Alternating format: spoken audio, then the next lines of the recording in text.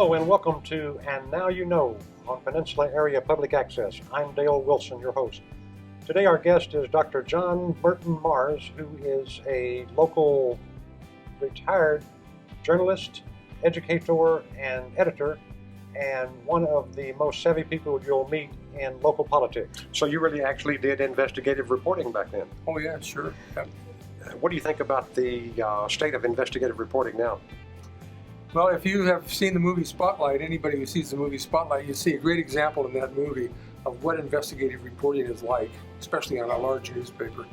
That doesn't happen at very many newspapers anymore because it's expensive. It costs money, and the movie illustrates that, shows how costly it is by the number of people involved, the amount of time it takes. And so there are very few newspapers that want to do it anymore. One notable exception is the Seattle Times. They do have a very good investigative. That's right. And one of the stories that still rings true from my youth was of course, the Watergate story with Woodward and Bernstein that Right. must have cost the Washington Post a lot of money to keep them on that story. That's right. And none other for all those years. That's right. But it did tend to send more young people to journalism school than any other single story. Oh yeah, it did. And it also changed the nature of our new reporters. When we hired reporters after that, they all wanted to be investigative reporters. So when you asked them, I asked a young man to do a rewrite of a press release. He didn't want to do it. And I said, well, do you want your paycheck? And so he eventually adapted. Do they still start people out on obituaries when they come into the newsroom? Or? Obituaries are no longer news. They are now advertising. So if someone in your family dies, you write your own obituary. You can say whatever you want to say. It can be as glossy and flossy. It can be filled with lies. The newspaper doesn't care because they're selling you the space as advertising. You might find this interesting. My wife's father died a couple of years ago, and I wrote a little obituary and took it down to the Times columnist, and I was amazed at the cost of it to begin with. I think it was $300 or $400. But it got picked up by a newspaper in Toronto, and then it got picked up as an international story because he was quite an international character. That's the difference. If someone is newsworthy in his or her own right, then the obituary will be treated as news. Mm-hmm. But otherwise, it's just a paid advertisement. Well, it did get a lot more attention than I ever thought when I sat down to write that. Mostly what I wanted to do was make sure that his grandchildren realized what a wide swath he did cut in the world. Yeah. Oh, yeah. In your opinion, John, what can be done to improve the state of local news gathering and news reporting? We'll just say print right now. Well, it would require a reorientation on the part of the publishers. They would have to go back to the days in attitude when the news was more important than anything else in the product. And that hasn't been the case for a long time. And two different newspapers that I used to work for after my departure, in one case right after my departure, in another case after some time had passed, they decreased the size of the news staff and increased the size of the advertising staff. And that trend is all too common. So the attitude would have to be that news is worth spending money on. And unless they change that attitude, then I think the business is going to continue to be marginalized. Part of the problem is that newspaper publishing in general is not as profitable as it used to be. It used to be that publishers could expect a profit margin of 23% and more. And now I think they're lucky if they get 12%. It's still profitable, in other words, but it's not like it used to be. Ethically speaking, how important is it to keep the advertising and the journalist away from each other? Well, it used to be primary. It's not that way anymore. At the Peninsula Daily, I worked 2 summers at the Peninsula Daily News, and the advertising people didn't interfere with us, so there was a separation. But in another newspaper, when I worked in San Luis Obispo, they quite literally tore down the wall between the news department and the advertising department. And then the business manager started to make little inroads into our business, and he used the advent of the computer to do that. By establishing a master computer for the whole newspaper staff, he was able to gain access to what was going on in the news department. Now, that sounds sinister. I don't know how far he went with that, but he gained knowledge and access that no business manager would ever have had before. So if he knew that a particular advertiser, a big advertiser, was involved with a news story, then he could shape the coverage of that story, perhaps. Well, that's always a possibility. But that's not really anything new.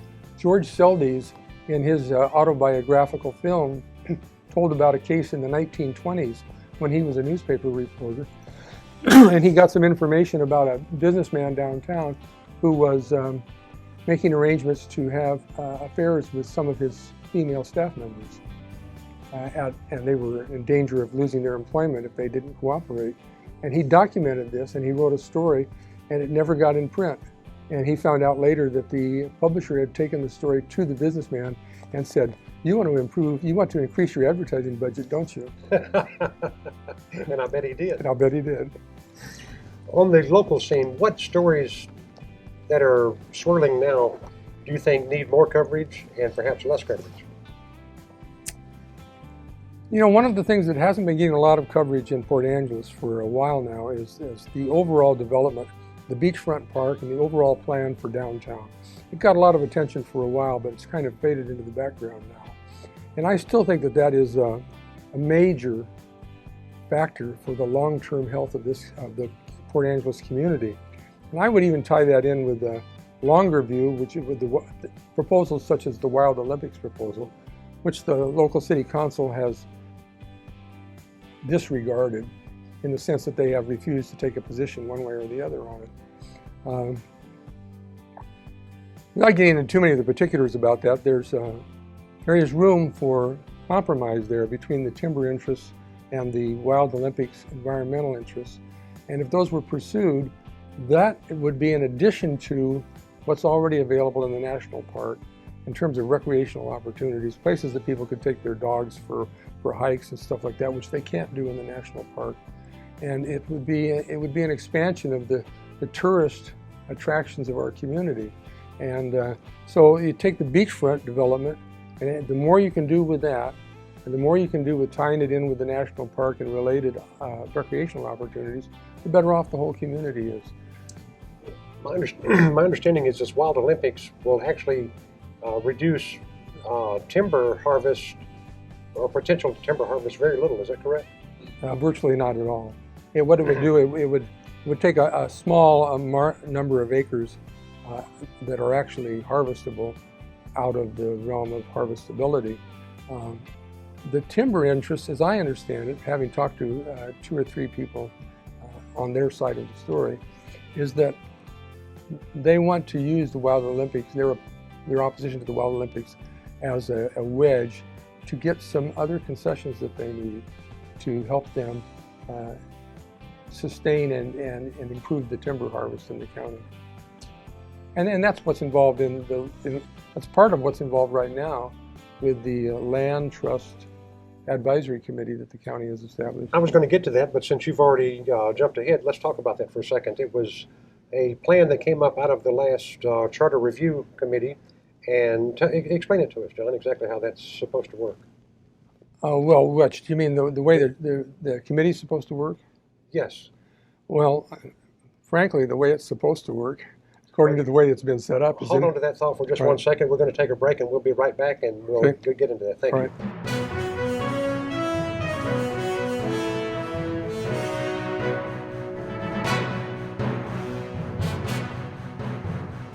And welcome back to Now You Know. Our guest today is John Mars. John was just about to tell us about the new committee for consideration of restoring the ownership of timberland here in Clallam County to the county, as it is now managed by the state. So John, tell us about this reconveyance idea. Well, the state owns a certain amount of timberland in the county, and the state has managed it for a long time, and the proceeds from timber sales, when the state does those sales, go to the schools and also to some other county local government operations. And I think that has included in the past the hospital. I don't know how much. Rod Fleck, who was on the Charter Review Commission, has been stumping for changes in the ownership of the trust lands at various venues for some time. And when he got on the Charter Review Commission, he and others pushed for consideration of putting that on the Charter Review Commission's agenda. The commission ultimately decided not to take any action, but to recommend to the County Board of Commissioners that they establish an advisory committee to study the issue. And they did so, and that committee is now meeting. I haven't been following the committee's meetings. The only thing I can really tell you at this point is that the committee is heavily stacked in favor of the timber industry in terms of its membership, and so we'll see what comes of it. And what do you think would be the benefit to the timber community if they did get it reconveyed? Well, if it was reconveyed and it was well managed, the timber industry would definitely benefit because they would have a more consistent and regular supply of timber than they have now, which is right now almost all of the timber being cut is private sources, as I understand it, and those are not necessarily as reliable or can't be scheduled. Perhaps I'm making some guesses here, but I'm thinking that maybe it can't be scheduled as easily and as beneficially as if they owned the lands. Now, the Grays Harbor County did a reconveyance and manages their own trust lands now. And I have not heard any reason to think that it hasn't worked for them. So it remains, I won't be surprised if the committee recommends that reconveyance be pursued. Now, I read somewhere, and I don't know if it was an official tract or not, but someone wrote or I heard someone say that if you reconvey the land back to the county, it can only go for parks. Have you heard that? I don't know. Okay, that could have been one of those rumors. One anecdote. I live at Lake Sutherland in some property that borders on some trust lands, and there have been two state cuts there in the past 30 years, and both of which I observed. And the last one, when my spouse and I talked to the people who were doing the harvesting, they said that the market conditions were so marginal that the man who was cutting the timber was only doing it to keep his staff employed because he wasn't going to make any money on it. And I don't know how prevalent that is. I know that the market conditions go up and down a lot. Harry Bell at Green Crow has told me that the market conditions are an absolute factor, regulator, and barometer of what's going on in his industry. Well, I've heard also that timber prices are the lowest that they've been in some time, and that most of the timber that is cut here is gone to Asia and the Orient. Is that your understanding? That's what I've heard. I don't know. Well, I was going to say with China's economy kind of going into a downturn now, that may affect the timber sales here yet again. Could do that. John, you have been called one of the experts in local politics, and as Tip O'Neill said, all politics is local. Tell us the difference between a primary and a caucus, and what we have here, and what it all means, and how we can get involved if we so choose. In caucuses, the purpose of a caucus is to choose delegates to the state convention. Those delegates are normally pledged to a particular presidential candidate. So, for instance, in 2008, there was a contest between Hillary Clinton and Barack Obama, and it gendered a lot of interest in this county, and we had the largest Democratic county convention that we've ever had here. And it took hours to decide who the delegates were going to be and which ones would represent Hillary and which ones would represent Obama. And that occurred after the caucuses. So the caucuses, they chose who was going to go to the county convention to represent either Hillary or Obama. And then they would go on from there into the process of selecting the delegates who would go to the state convention from the county convention. Then there's another level of the congressional district. Now, I'm not sure the Republicans operate the same way, but the Democrats also have a level at the congressional district. And then some more delegates are chosen at that level. And then they all wind up at the state convention, where they decide how many state delegates are going to go to the national convention for one candidate versus another candidate. Now, right now, in the state of Washington, the two parties operate differently. The Democrats choose all of their delegates by this caucus procedure. The Republicans hold caucuses, but I'm not sure what they do at the caucuses because they don't choose their delegates in the caucuses. They might consider resolutions, they might introduce resolutions, and they might have some coffee and have a good time. But their delegates are ultimately designated by the results of the presidential primary in May. So the Republican Party has chosen to allocate its delegates to the National Convention based on the primary election results. And as one friend of mine observed recently, what this means is But the Republicans are being Democratic and the Democrats are being Republican. Who'd have thought that? Now, isn't it true that almost anybody can go in and caucus with either party and then change their vote by the time the actual election comes around? If you go to a caucus, you have to sign a pledge that says that you are committed to that party. Now, that's for that day or for the year? Well, that's not really.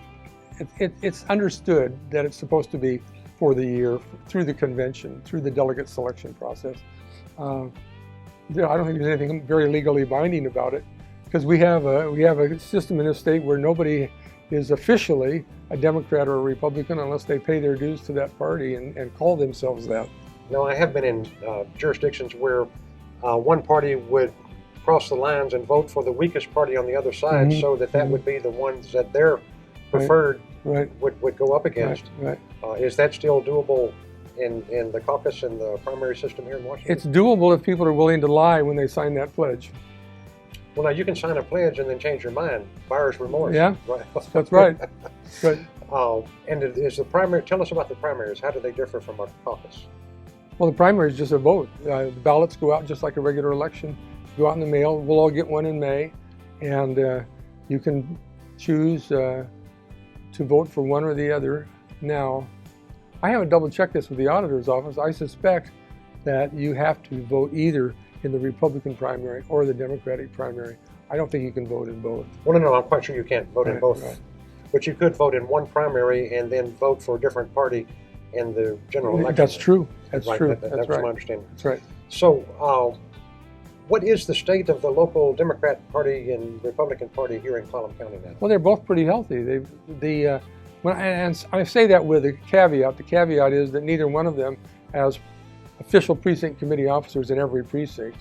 The number of precincts in this county is down from about 96 to about 64. And both parties are lucky if they have precinct committee officers in half of those precincts. And you can see how many they've got by just going online and going to their websites. And they each have lists of their precinct committee officers.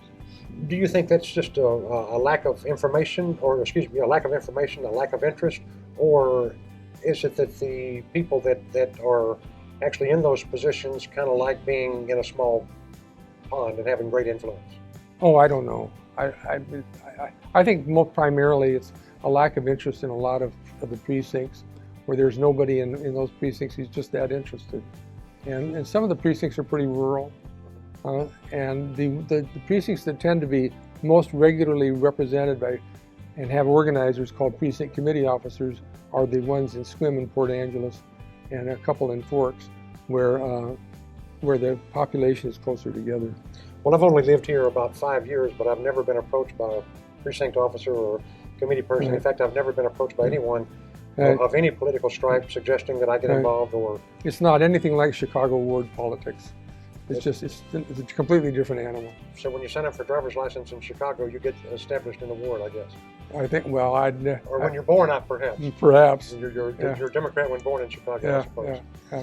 I read in one of your articles that it's probably 2 or 3 dozen people in each party that actually control the local party. Is that reasonably? 2 to 3 dozen is about as busy as it gets. So when And you only get 3 dozen when they hold a general membership meeting. So when there's an endorsement of a particular candidate, that doesn't mean that 25,000 people have gotten behind this person. It means 2 dozen, or a majority of 2 dozen, 13 or more That's people right. That's right. have gotten behind it. That's right. How does that bode for the future of party politics? Well, party politics just keep getting weaker and weaker, and we see that in the current fuss over the Republican and Democratic presidential nominations. What used to be predictable and based on established political history is just not happening anymore. Social media are having an effect more profound than anybody suspected 4 to 8 years ago. It's just not the same game, and I'm not sure that any of us can really assess exactly how it's changing.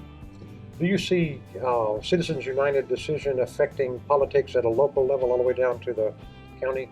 I doubt that it has any much direct effect locally, because Citizens United, to do that, somebody would have to form a PAC to support a particular local candidate, and then run media and other campaigns to support that candidate or to attack an opposing candidate.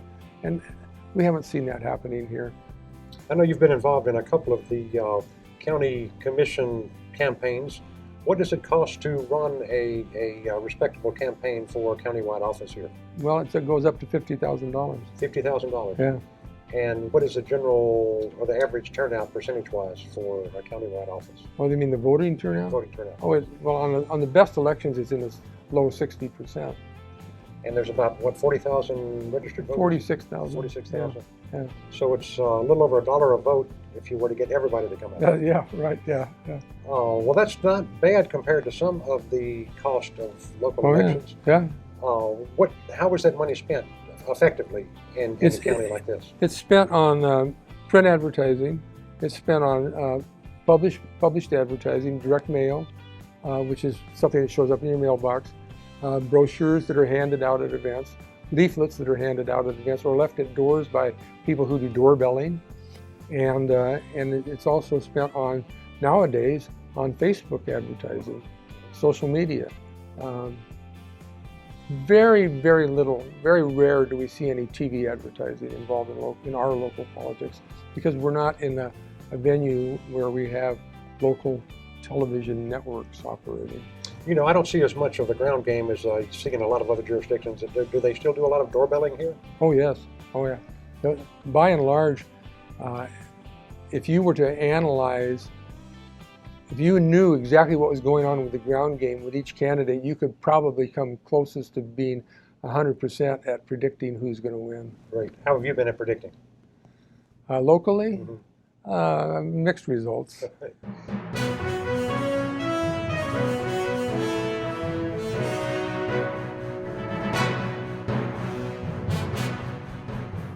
Okay, John, as you were saying that there's a less than 50% turnout on average for voters here in Clallam County, what can you recommend to help improve the turnout? Because the decisions that these elected officials make have great impact on the lives of people here. And how do we let people know the impact that they have and persuade or motivate them to get more involved? Well, to go back a moment, the less than 50% is only on certain kinds of elections that don't generate very much interest, like special elections and municipal elections that don't involve any other issues or races. But generally speaking, the presidential races have attracted well more than 50% turnout. I think the turnout is generated primarily by the level of interest, but the number of voters that are registered has a lot to do with how much effort is made by individuals and by the political parties to register voters. And so people who are interested in participating can find out about each of the parties and how to participate with those parties by going to their websites. You can do a search for Clallam County Republicans or a search for Clallam County Democrats, and you can find out what you need to do to become involved with those organizations. Otherwise, if you just want to get interested and registered to vote and nobody comes to you to do it, go to the county auditor's office and they have forms there and you can register to vote. Right. And SHUNA is most helpful. Everybody at the auditor's office is most helpful. If you do want to get registered to vote, go down to SHUNA's office at the courthouse, the auditor's office, and do get involved, do register, and do get behind a candidate and support them, because these people affect your lives and the lives of your children and their future. And again, thank you for tuning in tonight. We've been here with John Mars telling us how to get involved and to learn more about the local election scene. And we really appreciate your tuning in to Peninsula Area Public Access. For Now You Know, I'm Dale Wilson.